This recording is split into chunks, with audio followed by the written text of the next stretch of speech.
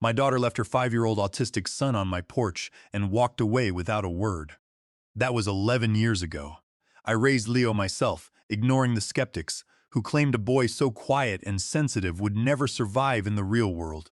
They were wrong. By the time he turned 16, Leo had developed a document verification software that a major tech company bought for $3.2 million. When the local news broadcasted his success, the quiet life we built was shattered. 2 weeks later, my doorbell rang.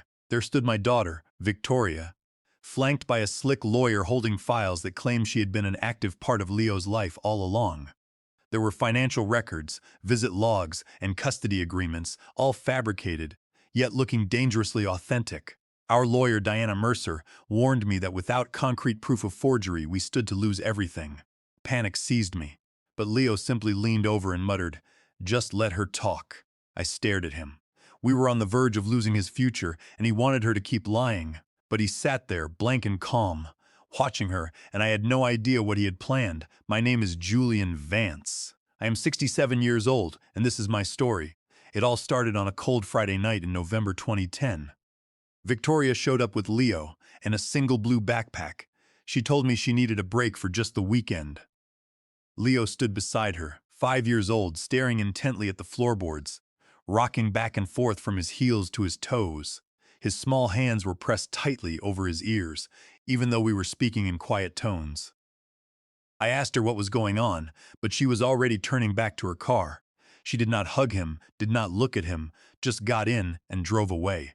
I watched her taillights vanish down the street, leaving me with a child I barely knew how to help.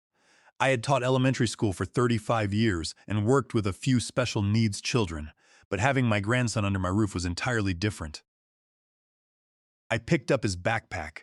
It was incredibly light, containing only 2 changes of clothes and no toys. I opened the door wider and waited. After a long minute, Leo shuffled inside, still clutching his ears.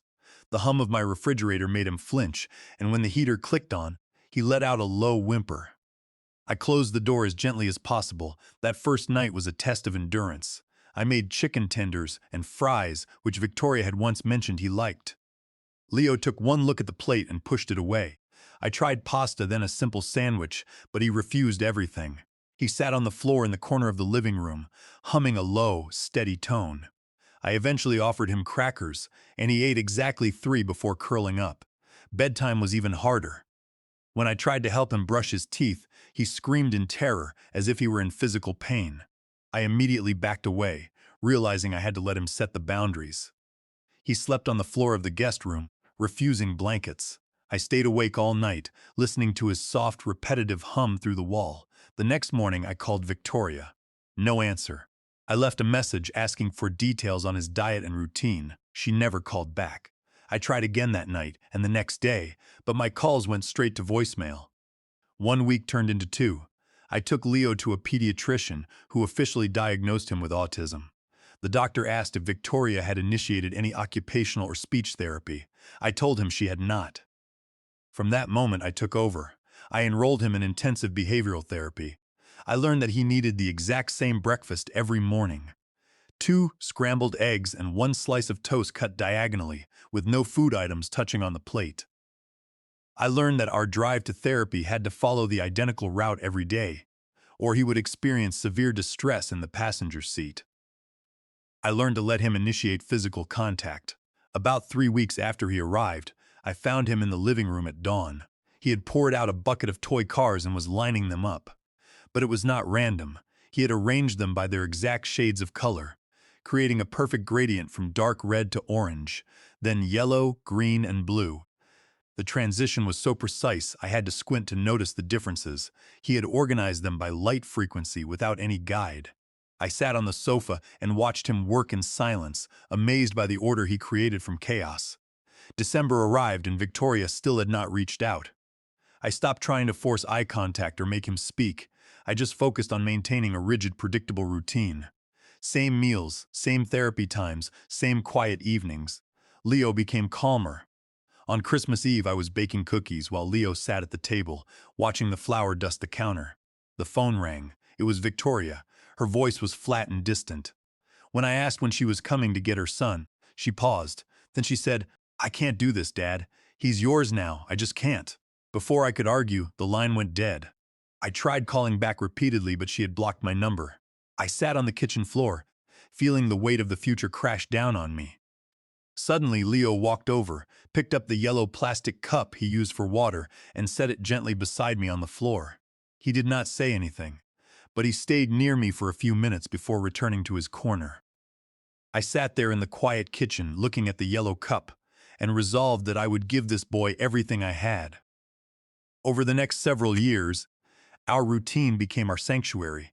I kept everything consistent for Leo: the same breakfast, the same therapy sessions, the same peaceful evenings. He slowly began to express himself. I spent hours reading books on autism spectrum disorders, learning how to interpret his silence and his outbursts.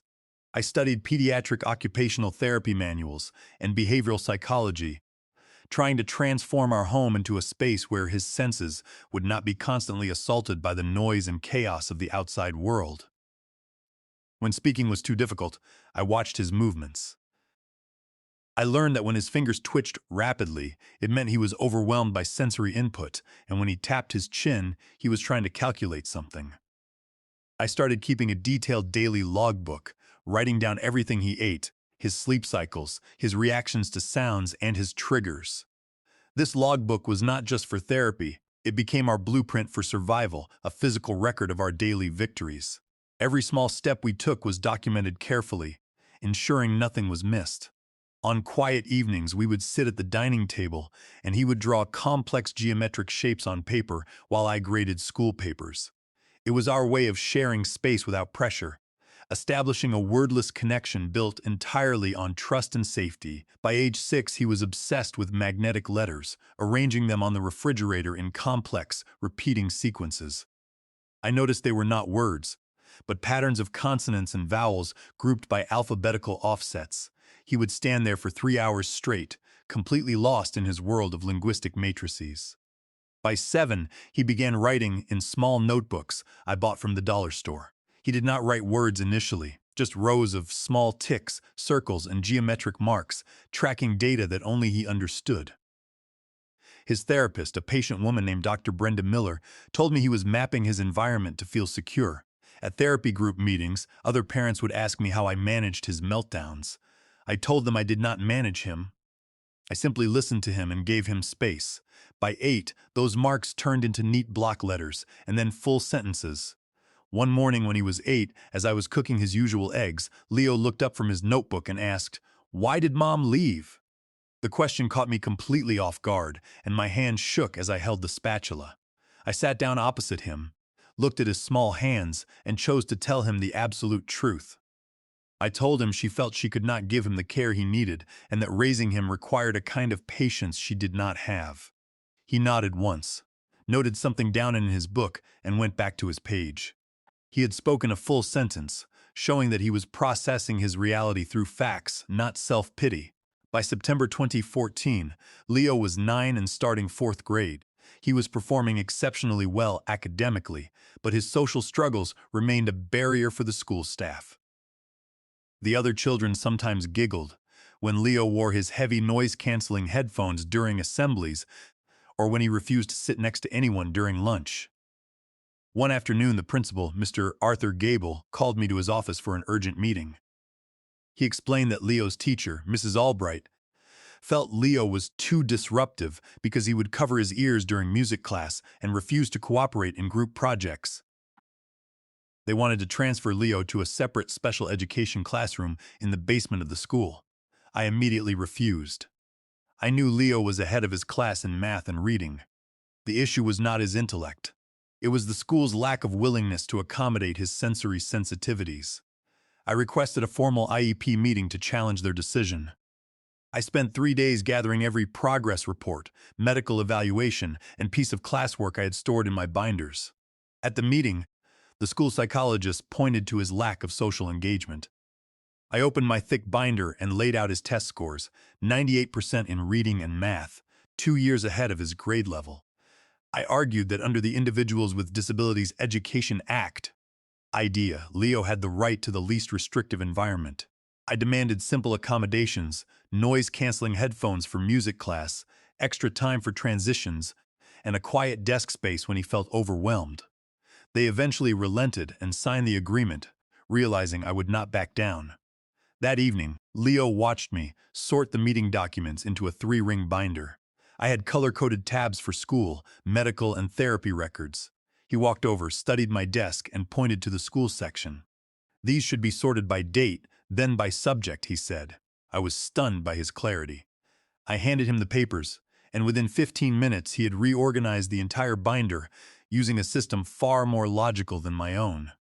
He understood structure and data patterns on a level I could not comprehend. When Leo turned 10, his therapist suggested getting him a tablet to help him type when speaking became overwhelming. He mastered the device in a day.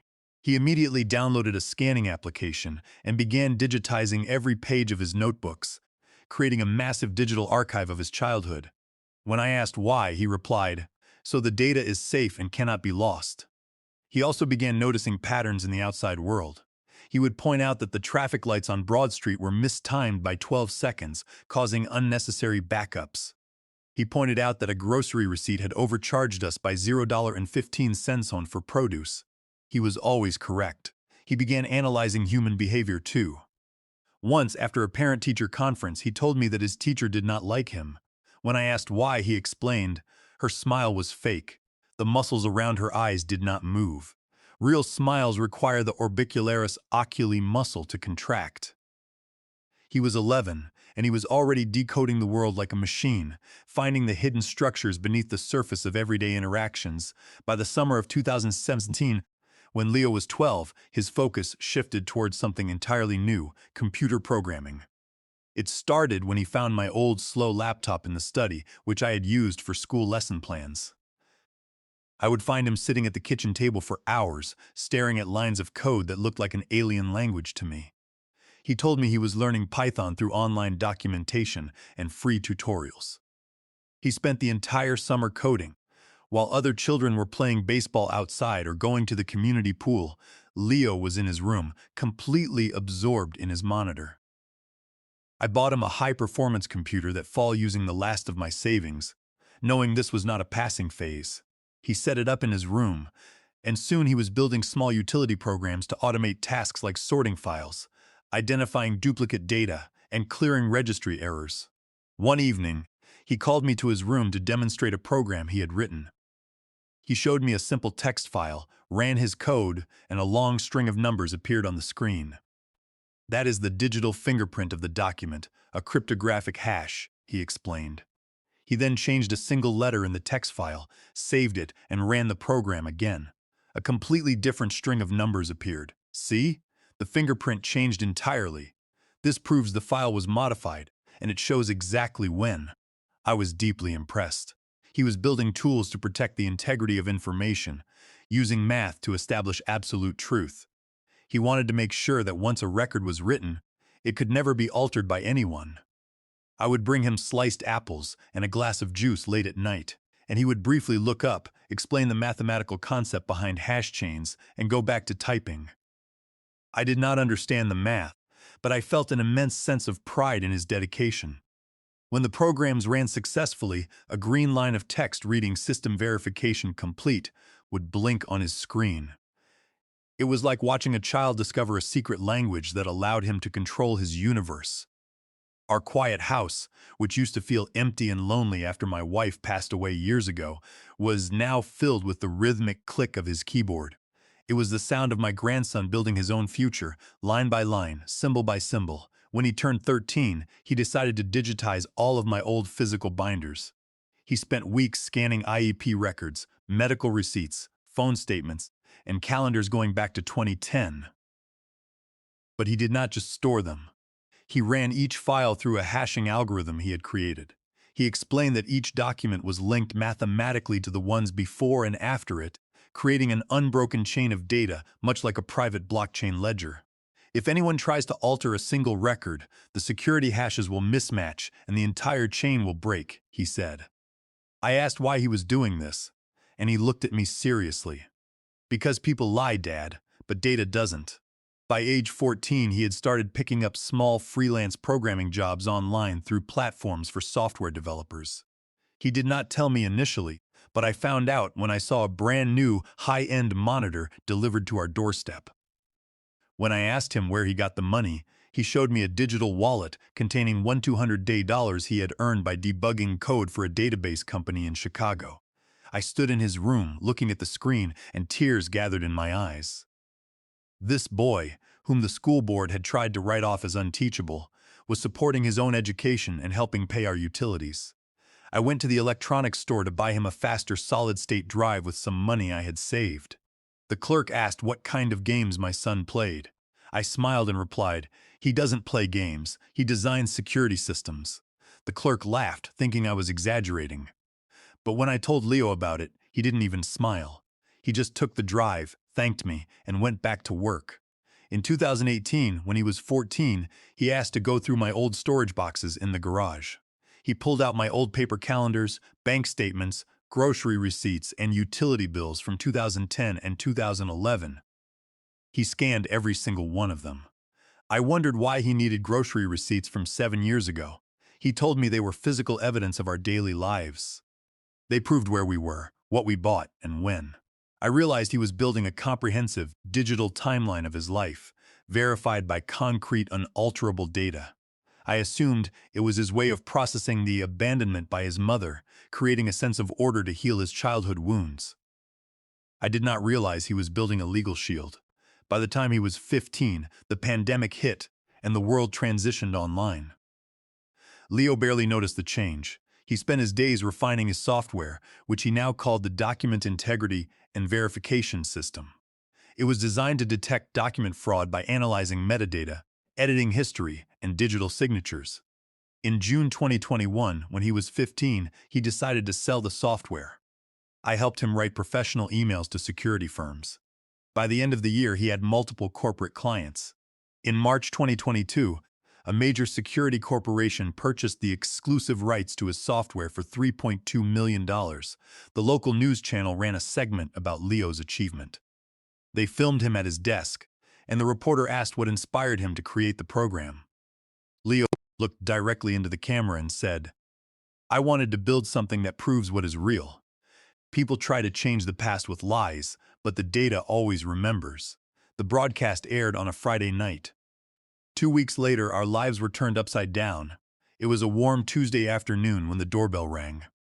I opened it to find a woman in an expensive gray suit, her hair perfectly styled, alongside a stern man carrying a leather briefcase. The woman smiled warmly, but her eyes remained cold. "Hi, Dad," she said. My breath caught in my throat. It was Victoria, my daughter, whom I had not seen in 11 years. Beside her was Oliver Thorne, her attorney. They pushed past me into the living room, treating my home as if they owned it. Leo appeared at the end of the hallway, watching them with his usual calm, analytical expression. We sat at the kitchen table, and Thorne opened his briefcase, laying out a thick stack of documents. He explained that Victoria had never legally terminated her parental rights and was now filing for sole physical custody and financial guardianship of Leo. Thorne claimed that Victoria had been actively involved in Leo's life from a distance, contributing to his upbringing and maintaining regular contact. He showed us signed agreements, bank deposit slips, and logs of visits that supposedly occurred between 2011 and 2020. I looked at the documents, and my heart hammered in my chest.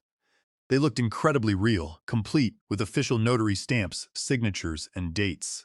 One slip showed a $500 transfer for Leo's therapy in 2014. Another detailed a visit on his 10th birthday. It was a complete lie, but it was printed on official bank templates. "These are fabricated," I said, my voice trembling with rage. Thorne smiled smoothly. "They are notarized and filed, Mr. Vance. Unless you can present legal evidence of forgery, they stand as valid proof of co-parenting. Since Leo is a minor, his mother is entitled to manage his financial estate."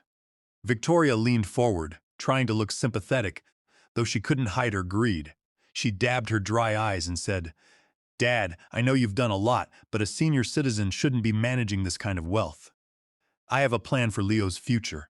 We want to move him to a private facility in San Francisco." Thorne added a subtle threat. "If you do not cooperate, Mr. Vance, we will petition the court to evict you from this house." claiming you have isolated the child and committed elder abuse on yourself by depleting your own assets to raise him. They were targeting the $3.2 million. They wanted control of the money Leo had worked his entire life to earn, and they were willing to tear him away from the only home he knew to get it. I looked at Leo, hoping for some reaction, but his face remained blank. He merely reached for his yellow plastic cup and took a slow sip of water, remaining completely calm while the storm raged. "We should consult a lawyer," he said quietly. The next day, I contacted Diana Mercer, a family law attorney. We met at our house, and I laid out all of my binders on the table. Diana spent hours reviewing Victoria's documents alongside my records. Finally, she looked up with a grim expression. "Mr. Vance, this is highly problematic. On paper, Victoria's case is very strong. The notary stamps and bank records look legitimate. Because you never filed for formal guardianship or obtained a court order terminating her rights, she is legally still his parent. If we go to court and cannot prove these documents are forged, the judge will likely grant her financial guardianship." I asked Diana if there was any chance of proving Victoria's long absence. Diana sighed and said, "We can testify, but in the eyes of the law, a parent's word backed by notarized documents holds significant weight. We need concrete proof of fraud. Without it, the judge has to follow the paperwork. But rest assured, Julian, the truth has a way of coming to light when we prepare our defense thoroughly." I felt the room spin. The thought of losing Leo, of watching the daughter who abandoned him take control of his life, was unbearable. I broke down at the kitchen table, tears streaming down my face. "We are going to lose him, Diana," I sobbed. Leo stood up, looked at me for a brief second, and walked back to his room, shutting the door. I felt a pang of betrayal. I wanted him to show some fear, some anger, but he seemed completely detached. I sat in the living room for hours, looking at the faded wallpaper and the old books, wondering how a child could remain so indifferent while his whole world was collapsing. The deposition took place 2 weeks later. Victoria sat in the conference room, looking every bit the repentant, loving mother. Under oath, she described her alleged visits, her phone calls, and the financial support she claimed to have sent. She spoke with tears in her eyes, telling the lawyers how difficult it had been to stay away, but how she had always prioritized Leo's stability. Diana tried to poke holes in her story, but Victoria stuck to the dates on her documents. During Leo's deposition, Oliver Thorne asked him if he remembered his mother's visits. "I do not recall them," Leo answered factually. Thorne smiled, believing Leo's lack of social memory supported the idea that he simply forgot his mother's involvement. When asked if he wanted his mother to manage his money, Leo said, "No," but without proof of her fraud, his preference carried little weight. The night before the court hearing, I went to Leo's room at 2 in the morning. His monitors were glowing, showing lines of code and database structures. "Leo, you need to sleep. The hearing is tomorrow," I said, my voice heavy with exhaustion. "I am almost done verifying the files," he muttered, his fingers flying across the keyboard. "Leo, the truth isn't enough anymore. She has legal documents." "We have nothing to disprove them," I cried. Leo stopped typing, turned his head slightly, and said, "Just tell the truth tomorrow, Dad. The data will do the rest." I walked back to my room, unable to sleep, terrified of the morning.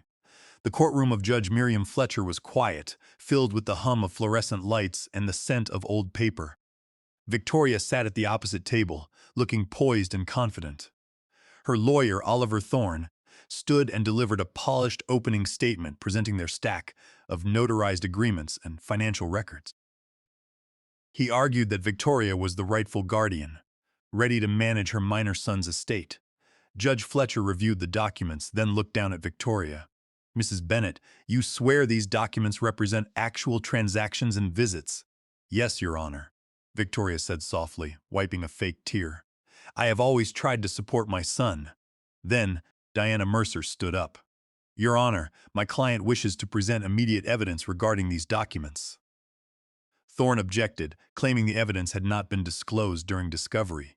But Judge Fletcher, looking at Leo's calm demeanor, waived the objection. "I will allow it. Let's see what you have." Leo walked to the witness stand, carrying his laptop. He connected it to the courtroom projector, and the screen lit up with the digital scans of Victoria's documents.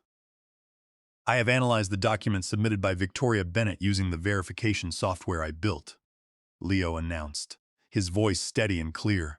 These documents claim to be from 2011 through 2020. However, the metadata shows that all of these PDF files were created and edited exactly 6 weeks ago, on June 3, 2022, at 14:22 p.m., shortly after the news report about my software sale was broadcasted. The courtroom went dead silent. Leo zoomed in on the files, displaying the embedded creation timestamps and the digital signatures of the software used to generate them. Furthermore, Leo continued, the signatures analysis shows that the notary stamps and my grandfather's signatures on these agreements were digitally copied and pasted from a school permission slip from 2013.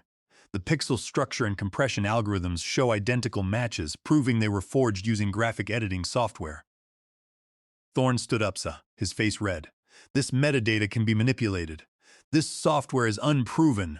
Leo looked at him calmly. The system I am using is the Document Integrity and Verification System, which was purchased by a security firm for $3.2 million after rigorous testing. It uses cryptographic hashing. Each document is linked mathematically in an unbroken chain. If these files were created in 2011, their hash values would align with the operating system signatures of that era. They do not. They were forged. Leo then opened a new tab on the screen. To verify the reality of my upbringing, I present our verified timeline. These are my grandfather's bank statements from 2010 to 2022, which I digitized and locked with cryptographic hashes years ago. They show 0 deposits from Victoria Bennett. Here are the phone records from our home provider, showing 0 incoming calls from her number after December 24, 2010. Here are my therapy notes from December 2014, signed by Dr. Miller, confirming no mother was present, directly contradicting her claim of a birthday visit. Every claim she made is mathematically disproven by the historical data. Under California Penal Code Section 470, the act of forging notary stamps and signatures constitutes forgery, making these documents void ab initio, void from the very beginning. Furthermore, the attempt to use forged legal documents to seize the assets of an elderly guardian and a special needs minor constitutes elder financial abuse under California Welfare and Institutions Code 15610-30. Judge Fletcher leaned forward, staring at the screen, then at Victoria, whose face had turned completely white. Mrs. Bennett, the judge said, her voice like ice. Do you have any original physical documents, receipts, or bank statements to counter this analysis? Victoria stammered, looking at Thorne for help, but Thorne was already packing his papers, realizing they had been caught in a massive fraud. I thought, I don't have them, Victoria whispered. Judge Fletcher struck her gavel. I find the petitioner's documents to be fraudulent and her testimony entirely false. Sole custody and guardianship of Leo Bennett are officially awarded to Julian Vance. I am referring this matter to the district attorney for immediate prosecution of perjury and document fraud under California Penal Code Section 470. It was over. Outside the courthouse, the sun felt warm on my face. I looked at Leo, my chest tight with emotion. You planned this all along, I said. Leo nodded once. I needed her to submit the documents under oath first. Otherwise, she could have claimed it was a mistake. Data requires a final variable to complete the equation. I laughed, tears of relief finally spilling over, and hugged him. This time, he did not pull away. 6 months later, Victoria was sentenced to 2 years of probation and 500 hours of community service at a regional center for special needs. Leo did not go back to data security. Due to his non-compete clause, he launched a software quality assurance firm, hiring other autistic youth who possessed the same incredible eye for detail. His first hires were Nathan and Owen, my former students whom the school board had once labeled unteachable. On a quiet Tuesday evening, I brought dinner to Leo's apartment. His chipped yellow cup sat on the counter right next to his new laptops. We ate in our usual comfortable silence. As I cleared the plates, Leo looked at his hands and said, Julian. I turned. It was the first time he had called me by my name instead of Dad. I know what you gave up for me. I heard you refuse that teaching trip to Chicago when I was 8. You chose to stay. My eyes watered. You were my grandson, Leo. I would choose it every single day. Leo looked up, meeting my eyes for a long, quiet moment. "Thank you," he said. I smiled, kissing the top of his head as I left. The walk to my car was cold, but my heart was completely warm. We had fought for the truth, and the truth had kept us together.